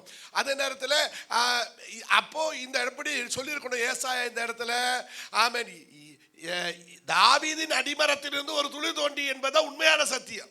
दाऊद के जड़ से आया हुआ यीशु मसीह ही सत्य है, लेकिन यहाँ पर वैसा नहीं लिखा है. यहाँ पर लिखा है कि यशाया की एक टूट से आया हुआ एक डाली है कर. அதுக்கு விளக்கம் சொல்லிட்டு உள்ளது போகணும். उसके बारे में बताकर हम अंदर चलेंगे. சீக்கிரமா शीघ्र से बताइए. அன்பானவர்களே, ஒரு பெரிய சீக்ரெட் அதுல இருக்குது. एक जो रहस्य है यहाँ पर, தாவீத ராஜாவாக்க போன அபிஷேக கதை நமக்குள்ள முதல்ல தெரியணும். दाऊद को जो अभिषेक किया हुआ वो कार्य को हमें पहले जानना है. நம்ம ஊர்ல எடப்பாடி மோடின்னு ரெண்டு பேரும் தமிழ்நாட்டில் இருந்து காணிச்ச நியாய விதி நியாயம் அப்போ, அதனால இப்ப தமிழ்நாடே நாரி கிடக்குது. ஒருவேளை அவங்க சொந்தக்காரங்க தான் மன்னிச்சுக்கிடுங்க, சொல்லித்தான் அவன். நான் இங்க இல்லை எங்கேயும் சொல்லுவேன், எவனை கண்டும் பயப்பட மாட்டேன். சொல்ல கஷ்டமா உங்களுக்கு வேலை போயிருமே. ஒருத்தர்கிட்ட நான் சொன்னேன், சவுதியில நீங்க இங்க உள்ள நாங்க அடைச்ச தேசத்துல ரட்சிப்பு, அடைஞ்ச தேசத்துல தமிழ்நாட்டுக்காரனை கொண்டு வச்சா நடத்துறேன்னு கேட்டேன். அவனுக்கு நீ சுவிசேஷம் சொல்லணும், நியாய விதி உன் மேல கேட்பாரு. அப்படி ஸ்ட்ரக் ஆகி நின்னாரு. சொன்னார், உனக்கு ஒரு பிரச்சனை வந்தா மோடி வண்டி விட்டுட்டு ஃபிளைட் விட்டு உன்னை ஏற்றி கொண்டு போவார், இங்க உள்ளவனுக்கு பதில் யார் சொல்லுவான்னு கேட்டேன். அவர் சொன்னார், ஒரு ஆத்மாவாவது நான் ரட்சித்து தான் பாஸ்டர் இங்க இருந்து வெளியே வருவேன், 6ஆம் முக்கால்ல சொன்னாரு. ஆமென். जैसे सऊदी में जब भाई गए थे, वहाँ पर जो तमिल लोगों के बीच में जब प्रार्थना कर रहे थे, तो बोल रहे थे कि यहाँ के आत्मा के लिए जो है वो हमारे प्रधानमंत्री आकर तो बचा सकता है, लेकिन जो परमेश्वर को न जाना है उनको कौन बचाएगा. ஆகவே தேவனுடைய பிள்ளைகள் ஆத்ம தரிசனம் உள்ளவர்களாக இருக்க வேண்டும். हम आत्मा के बारे में दर्शन के साथ होना चाहिए. எனக்கு ஒவ்வொரு முறையும் நான் ஏர்போர்ட்ல ஏத்துவானா விடுவானான்னு, ஏன்னா என் பிரசங்கம் முழுவதும் யூடியூப்ல போயிட்டு இருக்குது. அதனால ஒவ்வொரு நாளும் மரண பயமும் போராட்டமும் எனக்கு இருக்கிறது. रोज, क्योंकि हर एक मेरी बातें जो है वो यूट्यूब में चलता है, तो मैं रोज डरता हूँ कि मेरे बारे में कोई एक्शन ना ले. ஆனால் தேவன் எனக்கு தருகிற காரியம் சொல்லிட்டே போவேன். அதான் ஒரு தீர்க்கதரிசி. परमेश्वर ने मुझे जो कहा है वही कार्य को मैं सबको बताऊंगा. वही एक भविष्यवक्ता की कार्य है. எனக்கு போனை வேற ரெக்கார்ட் பண்றானு அது எனக்கு தெரியும். मेरा फोन को रिकॉर्ड कर रहे हैं वो भी मैं जानता हूँ. ஆமென். கேரளாவுல கொஞ்சம் நேமா வச்சிருக்கனால என்ன வேணாலும் அவனை செய்வானோ. जो चाहिए वो कर सकता है, केरला में उनके लोग हैं इसके लिए। ஹalleluya Hallelujah. ஆனா சத்தியத்துக்காய் நிற்கிறதுனால இதுவரை கர்த்தர் என்னை நிறுத்துகிறார் सच्चाई के लिए जब मैं खड़ा हूं तो परमेश्वर ने मुझे आज तक संभाला है। ஹalleluya Hallelujah. சத்தியம் மாத்திரம் தான் ஜெயிக்கும் सच्चाई ही सच में जीतेगा। சத்தியத்துக்காய் ஜீவிக்க வேண்டும் सच्चाई के लिए हमें जीवन बिताना है। ஹalleluya हालेलुया। இல்லன்னா இங்க அடிபிடி போட்டு அவனை இவனை கெடுத்து மாறி மாறி பேசிக்கிட்டு இதுதான் ஆன்மீகம்னு சொல்லிட்டு போவோம் यहाँ पर ऐसे मार मार कर हमें यही सच्चाई है कर कर नहीं जीना है। அதல்ல தெய்வீகம் ये नहीं है जीवन। அழிஞ்சு கொண்டிருக்கிற இந்த தேசத்துக்காய் திறப்பின் வாசல்ல நிற்க வேண்டும் उस मरने वाले देश के लिए हमें यहाँ पर இந்த प्रार्थना करना அப்பாவி है। ஜனங்களுடைய பணத்தை நீங்களும் நானும் சாப்பிடுகிறோம் उन लोगों की खाना को हम खा रहे हैं, उनके लिए அந்த ஆத்துமா ரட்சிப்பு என்பது நம்மிலே விழுந்திருக்கிற மிகப்பெரிய கடமை என்பதை நாம் மறந்து போக उस प्राण की उतारता हमारे ऊपर आने वाली एक कार्य है। ஒரு நாளாவது அந்த ஆத்துமாவுக்காக நீங்க கதற வேண்டும் என்று கர்த்தருக்குள்ளே வேண்டிக் கொள்ளுங்கள் एक दिन तो उस प्राण के लिए हमें प्रार्थना करना है। உன் சுகவாழ்வு சீக்கிரத்தில் துளிர்க்கும் இதெல்லாம் சீக்கிரட் என்று சொல்லுகிறேன் तुम्हारी सुख की जीवन सच्चाई से यहाँ पर फूलेगी कर कर मैं कहता हूँ। ஹalleluya हालेलुया। ஹalleluya हालेलुया। நீ வேலைக்காரன் அங்க வரல आप सेवक बनकर यहाँ नहीं आए, நாம சுதந்திரவாளியாய் வந்திருக்கிறோம் हम स्वतंत्रता से यहाँ पर आए हैं। வேலைக்காரனுக்கு ஆளை கொடுத்த ஆத்மா இருக்கு அதான் வேலை செய்ததுக்கு கூலிக்கு வாங்கி தின்னுட்டு போயிடுவான் नौकर जो है आएगा काम करेगा चलेगा, लेकिन प्राण को नहीं बचाएगा वो। ஆனால் இந்த ஆத்மா சுதந்திரம் நமக்குரியது என்பதை உணர்ந்து கொண்ட சுதந்திரவாளியாய் நாம் மாற வேண்டும் என்பதை கர்த்தர் எல்லாருடைய அபிஷேகத்தின் நிறைவை குறித்து பேசிக் கொண்டிருக்கிறார் परमेश्वर ने हर एक को अभिषेक किया है कि हर एक प्राण को यहाँ पर प्राप्त करना है, उन्हें स्वतंत्रता करना है। ஆகவே இந்த ஆத்மாக்கள் இதிலே நிரம்ப வேண்டும் यहाँ पर हिंदी की प्राण यहाँ पर भरना है எல்லாரையும் கூட்டி சேர்க்கணும் और एक और लोगों को ले आना எல்லா है। ஜாதிக்காரருக்கும் சுவிசேஷம் அவசியம் सभी जातियों को यहाँ पर सुसमाचार मुख्य है। அது எந்த ஜாதி மதம் என்று இல்லை वो चाहे कौन सा भी जाति हो, ஆண்டவர் அவர்கள் எல்லாம் நேசிக்கிறார் हर एक को परमेश्वर स्नेह करता है। இப்ப நான் சொல்றேன் अब मैं कहता हूँ कि அப்ப இயேசு கிறிஸ்துவுடைய அப்ப ஈசா என்று சொல்றதுக்கு அர்த்தம் என்னன்னா அதாவது ராஜாவாக ஒருத்தன் இருக்கிறான் சவுல், அவனே முன்னாடி போனா கடிக்கும் பின்னாடி போனா உதைக்கும் கழுதைக்கு பிறகு போன குணம் அவங்கிட்ட இருக்குது। जैसे ही राजा बनकर यहाँ था साहुल, वो अगर आगे जाएगा तो काटेगा, पीछे जाएगा तो काटेगा, वैसा गुण उसके ऊपर था। கழுதைக்கு குணம் தெரியுமா? गधे के बारे में आप जानते हो? முன்னாடி போனா என்ன செய்யும்? கடிக்கும், பின்னாடி போனா अगर आप आगे जाओगे गधे के आगे तो वो काटेगा, पीछे जाओगे तो लात मारेगा। அதுக்காக தான் நம்ம ஊர்ல எல்லாம் இந்த கழுதைக்கு காலை கட்டி போட்டுருப்பாங்க। इसलिए हमारे गांव में अगर आप देखोगे तो उस गधे के पैर को बांधा रहेगा। ஆமா, ஷவுட் பண்றதுல नंबर 1 அது। वो चिल्लाने में नंबर 1 है। वो பார்க்காமே மிதிச்சிரும், बिना देखे वो लात मार सकता है। அப்ப இந்த கழுதைக்கு குணம் யாருக்கு இருந்தது? சவுலுக்கு இருந்தது। इस गधे की गुण किसके अंदर था? साउल के अंदर था। அந்த நேரத்துல தான் தேவ பிள்ளைய விஷயம் நம்ம புரியணும்। அந்த நேரத்துல தான் ஆமென் ஒருவரை ராஜாவாக்க சாமுவேலை கர்த்தர் ஆமென் எழுப்பி விடுறாரு, போய் ராஜாவாக்குன்னா சாமுவேலையும் பிடிச்சிட்டானா சாமுவேலையும் கொல்லுவான், தலையெடுப்பான்। சவுல் இந்த தாவீதுடைய தகப்பன் பேர் என்னது? ஈசா முதல் அந்த வீட்டில் இருக்கிற 8 பேருக்கு தலையும் வெட்டப்பட்டு போகும்। यहाँ पर जब हम देखते हैं कि वैसे समय पर साहुल जब था तब शमूएल के द्वारा दाऊद को यहाँ पर अभिषेक करने के लिए जब गया था, तो अगर वो उसे चुन लेगा तो उनके घर के गरवाने सभी 8 लोगों के सर निकाल सकता था वो। அதனாலதான் பலி செலுத்துகிறேன் என்ற ஒரு நாடகத்தோட அவன் ராஜாவை அபிஷேகம் பண்ணுகிற ஒரு சீக்கிரட் அங்க நடத்தி காண்பித்த தெய்வீக ரகசியமாய் இருந்தது। इसलिए वहां पर बलिदान दे रहा हूं कर झूठ बोलकर वहां पर दाऊद को वहां पर अभिषेक करने के लिए गया था वो। ஹalleluya हालेलुया। இப்போ நல்லா கவனிங்க, கர்த்தர் நம்மை நேசிக்கிறார்। நான் சொல்ற வார்த்தையை ஜெபத்தோடு கவனிக்கணும்। அப்போ ஒரு குடும்பத்துல அத்தனை பேரும் ஒரு அபிஷேகம் பண்ற அன்னைக்கே சாகடிக்கப்பட வேண்டும்। अगर उनके परिवार में कोई एक मनुष्य का अभिषेक करने से उनकी पूरी परिवार मर सकता है। ஆனால் அந்த ஈசா என்ற மனிதனுடைய தியாகமே ஆமென் இஸ்ரவேல் ராஜ்யத்தை எழுப்புறதற்கு காரணமாய் மாறிச்சு। इसलिए ईसाई की जो त्याग है उस दिन इस्राएल के लोगों को वहां पर उठाने के लिए एक कार्य बन गई थी। இதுல இன்னொரு பியூட்டி என்ன தெரியுமா? இங்க நீங்க ஊழியம் செய்றீங்க, கர்த்தருக்காக நிக்கிறீங்க, இயேசுவை நம்புனீங்கன்னா உங்க தகப்பனும் பாக்கியசாலிகள்। अगर आप यहाँ पर परमेश्वर की सेवा कर रहे होते, लेकिन सच्चाई से ये है कि आपके पिता भी वहां पर भाग्यशाली है। எல்லாரும் உங்க அப்பா அம்மாரை கொஞ்சம் யோசிச்சு பாருங்க। थोड़ी सोचिए अपने पिता के बारे में। அவங்க கண்ணீர் விட்டவருடைய விளைவல்லே அங்க இந்த தேசத்துல நீங்கள் ஆசீர்வதிக்க। उन्होंने जितना आंसू बहाया है इसलिए तो आप इस देश में आशीष पाए हैं। இன்னும் சிலவருக்கு அப்பா அம்மாரை யோசிக்க இல்லைன்னா நான் யோசிக்க வச்சு தரேன்। இப்போ जो जो अपने पिता के बारे में न सोचा है, अभी उसके बारे में भी सोचने लगा दिया है प्रभु। ஹல்லேலூயா. हालेलुया। அப்ப இயேசு கிறிஸ்துவுடைய பிறப்பும் ஒரு அடிமரம், அதாவது ஒரு பெரிய மரம், ஈசா என்ன மரம், மரம் போச்சு, கிளை போச்சு, எல்லாம் போச்சு, கடைசி அடி மரம் இருக்குது, வருஷங்களா அது வேலை செய்யாம செத்து கிடக்குது.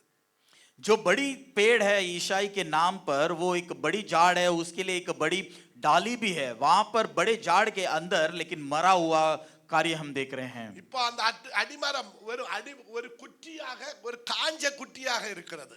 उस बड़ी पेड़ के अंदर से छोटी सी एक डाली, एक टूट, சாத்தான் சொல்றான், இந்த குட்டி காஞ்சி போன, இந்த குட்டி காஞ்சி போன இந்த அடிமரம், மலையாளத்துல പറഞ്ഞ குட்டி ஒருக்கலும் அது துளிர் விடாது. शैतान कहता है कि ये जो टूट है, ये बड़ी पेड़ से जो आई हुई टीट, ये कभी ऊपर नहीं आ सकती है। இனி இது இதோட இத்து போகும், இல்ல அடுப்புல வைக்கப்படும் என்று நினைக்கிறான் சாத்தான். इसे तो सिर्फ फेंकना काम का है कर कर शैतान कहता है। 400 வருஷ காலம் தேவன் பேசலாதனால அந்த மரமானது மிக மோசமாய் போய்விட்டது. 400 साल परमेश्वर ने बात नहीं किया, इसीलिए वो पेड़ और भी बिगड़ गया था। வேதம் சொல்லுகிறது, காலம் நிறைவேறின போது, वचन ऐसा कहता है कि जब इस समय हो गया था, தீர்க்க தரிசனம் நிறைவேறுகிறதுக்காக, भविष्यवाणी वहां पर सच्चाई होने பிதாவுடைய के लिए, சித்தம் நிறைவேறுவதற்காக, पिता की वहां पर सिद्ध पूरी होने के लिए, இதோ உன் சுகவாழ்வு விடிய கால வெளுப்பை போல துளிர்க்கும் என்று சொன்ன சத்தியத்தை நிரூபிச்ச முதல் வித்து கிறிஸ்துதான், முதல் துளிர் கிறிஸ்துதான். அவரே அந்த அடிமரத்தின் வேர் துளிர் விட எழும்பிச்சு. तेरी सुख की जीवन वहां पर फूलेगी कर जैसे कहा है, तो पहली सूरज परमेश्वरी है, वो ही वहां पर बड़ी फूल गए थे वहां पर। இன்னைக்கு மண்ணுக்கு அடியில மறைஞ்சு போச்சு, இனி இந்த குட்டி நிலைக்காது, துளிர் விடாது. அப்படிப்பட்ட ஒரு சூழ்நிலையில இந்த பிரசங்கம் கேட்கிறீங்களா? अगर आप भी मिट्टी के अंदर मरे हुए हैं, इसके ऊपर मैं नहीं उठ सकता हूं कर सोचे हुए आप अगर इस वचन को सुन रहे हैं, तो ஒரு வருஷம் இல்ல, 2 வருஷம் இல்ல, பல வருஷமா உள்ள கிடக்கு. 1 साल नहीं, 2 साल नहीं, बहुत साल से मैं मिट्टी के अंदर हूं कर सोच रहे हो, तो இப்ப இலை இல்ல, கனி இல்ல, காய் இல்ல, மரம் இல்ல, கொப்பு இல்ல, ஒண்ணும் இல்ல, மப்பும் இல்ல, மந்தாரம் இல்ல, ஒரு மாதிரி செத்து கிடக்கு. कोई डाली नहीं वहां पर, कोई पत्ता नहीं, कुछ नहीं है वहां पर, मरे हुए स्थान में है, ऐसा आप सोच रहे हो? தீர்க்க தரிசனம் மாத்திரம் சாகவில்லை. भविष्यवाणी सिर्फ मरता, कभी मरता नहीं है। கர்த்தர் சொன்ன வார்த்தை சாகவில்லை. परमेश्वर ने कहा हुआ वचन नहीं मरता காலம் है। நிறைவேறின போது, समय आने के बाद, 2000 ஆண்டுகளுக்கு முன்பு 2000 साल के पहले, ஆண்டவராகிய இயேசு கிறிஸ்து यीशु मसीह ஈசா என்னும் அடிமரத்தின் துளிர் தோன்றிற்று. ईसाई के एक टूट से जब ढाली बड़ी बन गई थी, அது விடிய கால வெளுப்பை போல பிரகாசிச்சது. वो सुबह के प्रकाश के समान वहां पर उठ गया था। கையை தட்டி இந்த तालियां बजाकर வசனத்தை परमेश्वर का धन्यवाद कहेंगे। आमेन। முந்தின காலம் எப்படி இருக்கும்? पिछला साल कैसे होगा? வெளுப்பு இல்லைன்னா எப்படி இருக்கும்? अगर उजाला नहीं रहा तो क्या होगा? மண்ணுக்கடியிலே இருந்துகிட்டு குட்டி மாதிரி இருந்துகிட்டு உனக்கு செழிப்பே வரல, வாசலே திறக்கலன்னா எப்படி இருக்கும்? मिट्टी के अंदर होकर कोई दरवाजा नहीं खुलता है कर सोचेंगे तो कैसा होगा? 3 விதமான சோதனை உனக்கு இருக்கும். 3 तरीके का यहाँ पर आप कार्य देख सकते हैं। அதுக்கெல்லாம் விளக்கம் சொல்லனா நேரம் இல்ல, நான் ஜெபிச்சு முடிக்கணும். मुझे अभी उतना समय नहीं है। அதாவது இருண்ட காலத்துல இருக்கிற வரையும், மண்ணுக்கடியில இருக்கிற வரையும், துளிர் விடுறதுக்கு முன்னாடி உதய சூரியன் முதிக்கிற வரையும் உன்னுடைய வாழ்க்கையில 3 சம்பவம் நடக்கும். अगर मिट्टी के अंदर है वहां पर आप बड़े होने से पहले, फूलने से पहले अंधकार में बड़े हुए, तो 3 कार्य, 3 समस्या वहां पर हो सकती है। அந்த 3 அதே அதிகாரத்துல எழுதி இருக்குது. उसी अधिकार में लिखा है 3 समस्या के बारे में। யாரு சொல்ல முடியும்? कौन कह सकता है? நோ அந்த அதிகாரத்துல இருக்குது அடிமைத்தனம், நுகத்தடி. அது 10வது வசனம் வாசிங்க, 9வது வசனமா? 9वां और 10वां वचन पढ़ेंगे। मेरे सारे पवित्र पर्वत पर न तो कोई दुख देगा और न हानि करेगा, क्योंकि पृथ्वी यहोवा के न्याय से ऐसी भर जाएगी जैसा जल समुद्र। 58:9 அதே வசனம் தான். 58. तब तू पुकारेगा और यहोवा उत्तर देगा, तू दोहाई देगा और वह कहेगा मैं यहाँ हूँ। यदि तू अंधेर करना और उंगली उठाना और दुष्ट बातें बोलना छोड़ दे, उदारता से भूख। அப்போ அதுல எழுதி இருக்கு, செழிப்பு வரும்போது இதுல இருந்து நீக்கு போக்கு கிடைக்கும்னு தான் எழுதி இருக்கு. लिखा है कि जब फूलोगे तो सब इससे आपको छुटकारा मिलेगा। வெளுப்பு வரதுக்கு முன்னாடி இந்த அனுபவம் உனக்குள்ள இருக்கும் என்று மறைமுகமாய் சொல்லுது. उजाला आने से पहले ये सब कार्य आपके अंदर होगा कर कहा 3 है। காரியம் எல்லாம் ஒரு பிள்ளைகள் எழுப்பி சொல்லலாம். 3 காரியம் என்னெல்லாம்? இருளின் சக்திகள், 400 வருஷம் இருண்ட காலத்துக்கு பிறகு வெளிச்சமாய் கிறிஸ்து வந்தார். அது ஏசாயா சொன்ன போல திளிர் விட்டது. जैसे 400 साल वहां पर अंधकार भरा हुआ था, जैसे ईसाई ने कहा इसके मुताबिक पर वहां पर उजाला आ गया था. உன் சுகவாழ்வு சீக்கிரத்தில் துளுக்கும் என்ற வசனத்தின் ஆழங்களை தியானிக்கிறோம். उसकी सुख की जीवन यहाँ पर फूलेगी कर कर हम उस सत्य को हम यहाँ पर सुन रहे हैं. அப்ப அந்த இருளின் அனுபவம் 3 காரியத்தை சொல்கிறது. तो उस अंधकार के बारे में 3 तरीके का बताया है. ஒன்று நுகத்தடி, वहां पर परमेश्वर की यहाँ पर लिखा है कि बोझ, 2 விரல் நீட்டுதல், आते उठाना, 3 நிபச்சொல். यहाँ पर तुम्हारे विरोध कहना. யாருக்கு வாழ்க்கையில எல்லாம் இந்த 3 சம்பவம் நடந்துகிட்டு இருக்குது? किसके जीवन में ये सब 3 संभव है? உங்களை நுகத்தடி தெரியுமா?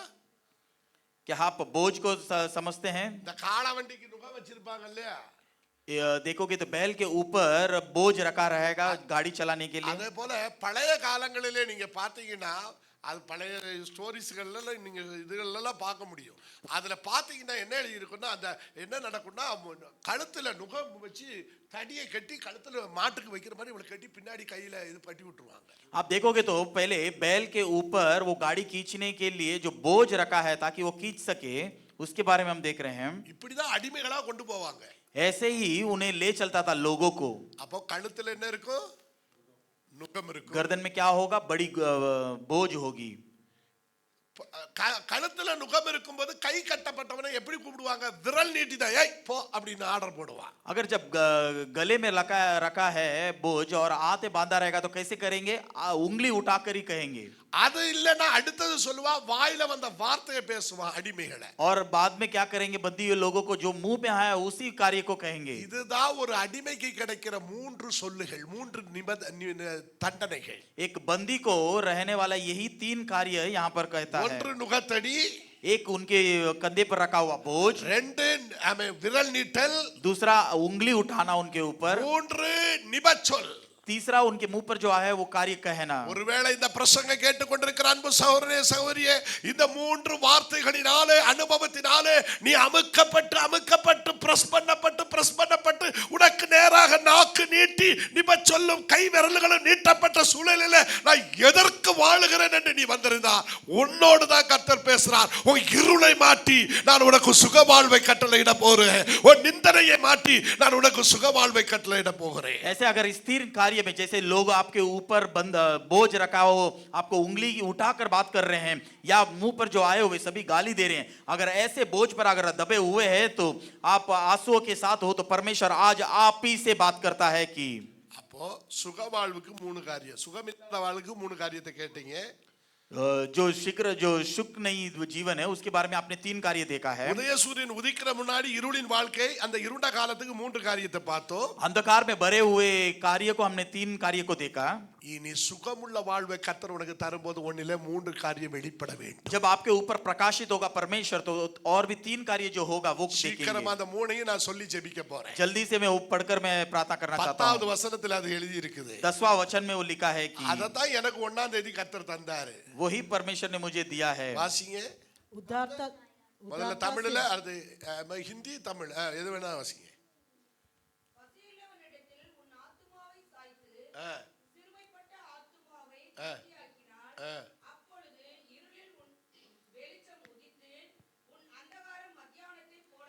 பியூட்டியா அந்த வியாக்கியானம் இருக்கு பாருங்க, ஹிந்தியில வாசிங்க. उदारता से भूखे की सहायता करे और दीन दुखियों को संतुष्ट करे, तब अंधियारे में तेरा प्रकाश चमकेगा और तेरा घोर अंधकार दोपहर का सा उजियाला हो जाएगा. புரிஞ்சுச்சா? சூரியன் உதிக்கிறதும் திளிர்க்கிறதுடைய சீக்ரெட் புரிஞ்சுச்சா? जब सूरज उगता है और जो फूलता है उसके बारे में आप जाने अभी. உனக்கு சுக வாழ்வை இன்னைக்கு ஆண்டவர் உங்களுக்கும் எனக்கும் தரணுமானால், अगर आपको सुख की जीवन परमेश्वर आपको और मुझे देना है तो பசி உள்ளவனுக்கு ஆகாரம் கொடு. जो भूखे हैं उनको खाना दीजिए. என் பிள்ளைகளுக்கு நான் என்ன செய்கிறோன்னு தெரியல, என்னை நம்பி வேதத்தை எடுத்தவர்கள் நான் அந்த வசனத்தின்படி ஜீவிச்சதுனால தான் 1ஆம் தேதி இந்த வசனம் கர்த்தர் எனக்கு தந்தார். इसलिए परमेश्वर ने, मैं जैसे जीता हूँ इसलिए परमेश्वर ने मुझे इस वचन को दिया है. பசித்தவன் உன் வீட்டின் பக்கத்தில் இருக்கும்போது அது எவனாகட்டும், சொந்தமாகட்டும், பெந்தமாகட்டும், எவனாகட்டும் அவனுக்கு நீ ஆகாரம் கொடுக்கலன்னா ஒரு சுக வாழ்வு துளிர்க்க சான்ஸ் இல்லைன்னு திருவசனம் சொல்லுகிறது. अगर जो भूखे हैं उसको अगर आप खाना नहीं दिए, चाहे कोई भी मनुष्य हो, आपके रिश्तेदार हो या कोई भी हो, अगर नहीं देंगे तो सुख की जीवन सच्चाई से न फूलेगा। ரெண்டாவது துரத்துண்டவனை சேர்த்து கொள்ளணும். जो दीन दुखी है उनको भी आप इकट्ठा कीजिए। புரியுதா? இங்கதான் பெத்த தகப்பனே முதியோர் இல்லத்துக்கு அனுப்பின புத்திசாலிகள்லாம் ஒரு அல்லேலியா சொல்லு. जो अपने माता पिता को भगा दिए वो लोग यहाँ पर हालेलुया कर सकते हैं। பெத்த அப்பனுக்கு ஒரு நேரம் சாப்பாட்டுக்கு பைசா அனுப்பாத யோக்கியர்கள் ஒரு அல்லேலியா சொல்லுவோம்.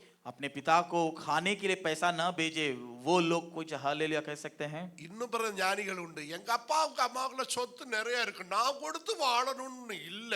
और कोई कह सकता है कि मेरे माता पिता के पास तो बहुत आमदनी है, मैं क्यों पैसा देना है उन्हें। எத்தனை கோடி சம்பாதித்தாலும் பெத்த புள்ள அனுப்புற ஒத்த ரூபாய்க்கு அந்த அப்பனும் அம்மையும் ஆசைப்படும். चाहे कैसे भी करोड़पति हो, लेकिन जो बच्चे अगर कमाकर उन्हें पैसा दे वही उनकी आशा होती है। கூட பிறந்தவனை தெருவுல விட்டுக்கிட்டு தானா யோக்கியமா நடக்கிற எவனுக்கும் நியாய விதி உண்டு. उन साथ में जो पैदा हुआ उनको अलग छोड़कर देने वाला लोग कभी नहीं फूलेंगे। துரத்துண்டவனை சேர்த்துக் கொள்ளுன்ற பிரமாணம் புதிய ஏற்பாடிலும் கிறிஸ்து சொல்லுகிறார். वचन कहता है कि जो दुखी है उनको तो आप संतुष्ट कर कर कर परमेश्वर भी कहता है नए नियम में। இன்னைக்கு ஒரு தீர்மானம் எடுத்துங்க, பசித்தவனுக்கு ஆகாரம் கொடுங்க. आज आप एक ठान लो कि जो भूखे हैं उनको खाना देना है। ஓங்க கேம்ப்ல இருக்கிறவன் ஒரு நேரம் பசிக்கிறான்னா உன் தொண்டைக்கு கீழே சாப்பாடு இறங்கும்போது யோசிக்கணும், உன்னுடைய தலைமுறைகளை கர்த்தர் ஆசீர்வதிக்க, உன் கண்ணு முன்னாடி இருக்கிறவனை போஷிக்க இறங்கிக்க, உன் தலைமுறை ஒரு நாளும் தெண்டுவதற்கு பிச்சை எடுக்க தேவன் அனுமதிக்க மாட்டார். अगर आपके कैंप में या कोई भाई भूखा है, अगर आपको आप खाते समय सोचना है, लेकिन आप खाने जब देंगे कभी परमेश्वर आपको कभी भी घटी से नहीं जीने देगा। அதுல இந்த ஊர்காரனை நான் சம்மதிக்கிறேன். इस गांव वाले को मैं बहुत ही मानता हूँ। ரம்ஜான் ஒன்றைய வச்சு அன்னைக்காவது அந்த நல் சர்க்காரியங்களை செய்கிற நற்குணங்களை கர்த்தர் அவனுக்கு கொடுத்திருக்கிறார். रमजान के टाइम पे हम देखते हैं कि लोगों को खाना बहुत सारे देते हैं वो। நமக்கு அப்படி ஒண்ணுமே இல்லை. எதுக்கு எடுத்தாலும் வாங்குறது, அந்த காணிக்கை இந்த காணிக்கை. முதல்ல முஸ்லீம்ல நான் பாட்டு பாடுறேன், கர்த்தரிடத்தில், அதான் முஸ்லீம்ல நாகூர் அனிப்பா அந்த பாட்டு பாடும்போது, இறைவனிடம் கையேந்துங்கள் அவன் இல்லை என்று சொல்லுவதில்லை, இறைவனிடம் கையேந்துங்கள் அவன் இல்லை என்று சொல்லுவதில்லை. அவன் அழகா இறைவன்ட்ட கையேந்துன்னு அவன் சொல்றான். நம்ம கிறிஸ்தவன் கர்த்தருக்கு காணிக்கை தாருங்கள் அவர் கணக்கில்லாமல் திரும்ப தருவார். எவங்கிட்ட இறக்கு இந்த துருபதேசத்தை?